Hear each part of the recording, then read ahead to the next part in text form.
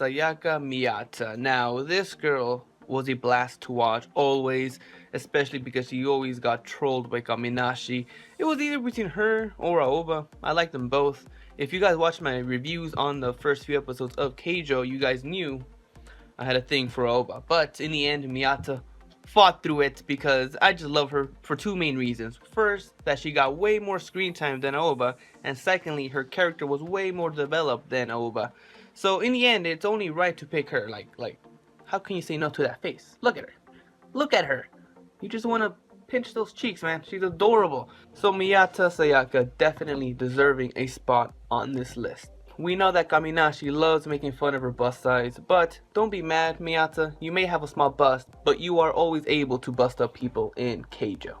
Miyakoshi Hana.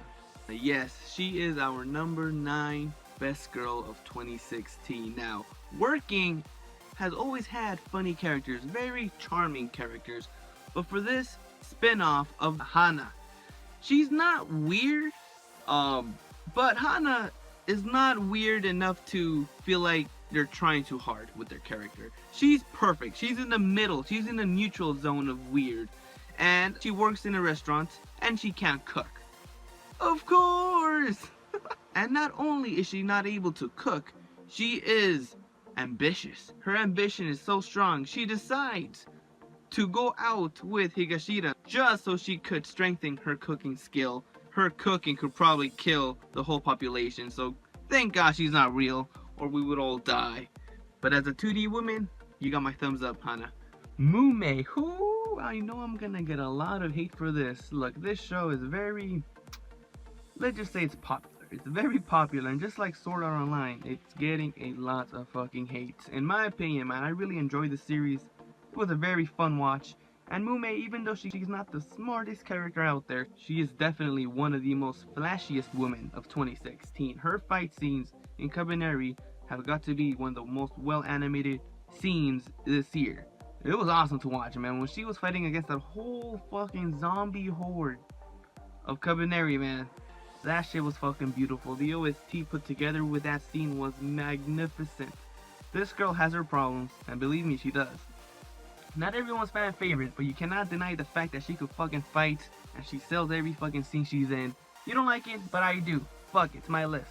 Gayo Hinazuki. After watching this show, after watching this really good show, you realize that, abuse is a real thing, and you wouldn't expect to actually feel bad for a character that's, drawn. You'd never think you'd feel bad, but you do. You do. This show does a very good presentation of how abuse can be found pretty much anywhere. This girl goes through so much, and I don't want to really spoil anything about this series, so if you haven't checked it out, go check it out. It's one of the most popular, and in my opinion, one of the better shows of 2016, even though it had its flaws. Don't get me wrong, every show had its flaws. It was never explained how we went back in time, the antagonist was crap, and it was all fucking obvious. So yeah, it had its problems, but the good things outweigh the bad. And definitely Gayo Hinazuki was a good thing in this show. And all you really wanted in the show, man, is hopefully, because I'm not going to spoil it, you just want to see her live a happy life. Definitely one of the most memorable girls of 2016. This anime new game had probably the best cast of girls for this whole year. This show was probably Moe of the year in my opinion. So all these girls were fucking awesome to watch.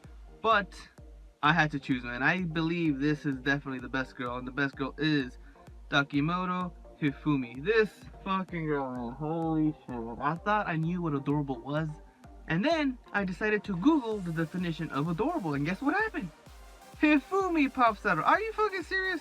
Holy shit. This girl, man. I know I just called Miyata adorable, but this is the true definition of cuteness, of kawaii. She talks to this gerbil. This gerbil is, I guess, her best friend, and in every single scene she's in, man, she's always either nervous, she's blushing, because she has a thing for Ova. We know that. We know that's happening. It's so fucking obvious, and yet it never really progressed. But just seeing her antics, her expressions, her mannerisms, it definitely made every scene that she's in hilarious and kawaii. Serenuma Kai. This is the most perverted girl of 2016 by far. She gets that award easily. So a common trope in anime are harems. And usually in those harems, it usually involves a guy with a group of females. But with this case, it's a girl with a group of males.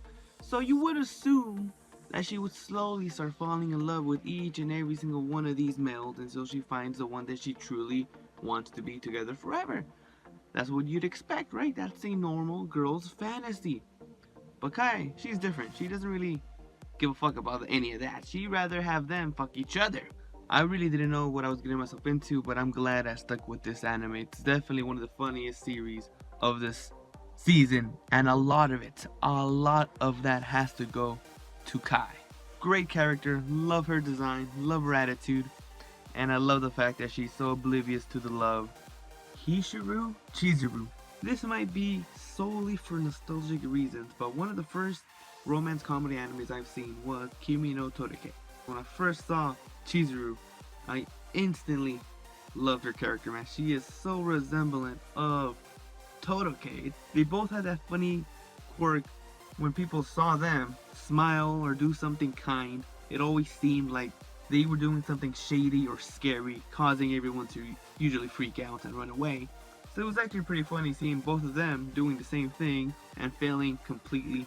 She's not one to really show emotion, so that's why when we do get a scene like that, it's actually much more impactful.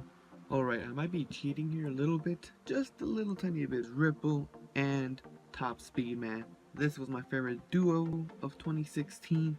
Their chemistry was awesome. And throughout the whole story, man, we see the relationship grow to someone that really didn't want to trust anybody in this death game, to someone that just wanted to survive for her own personal reasons. And it was just awesome how those two different characters were able to form a bond strong enough to keep these two together throughout the whole journey.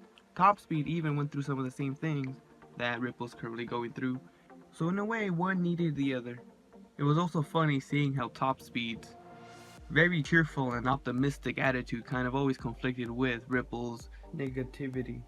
Can't really see too much without spoiling anything, so let's keep it at that. Magical Girl Raisin Project is one worth watching, especially for these two characters. Aqua.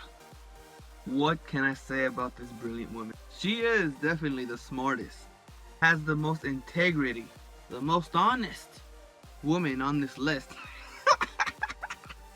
Konosuba has 3 of the best girls of the year, so it was very hard to decide who to put. A lot of you guys, man, I know that for a fact, a lot of people have Megumin as the best girl in this series, but I'm sorry, man, I can't put Megumi. She's fucking awesome, but Aqua has to be in this list.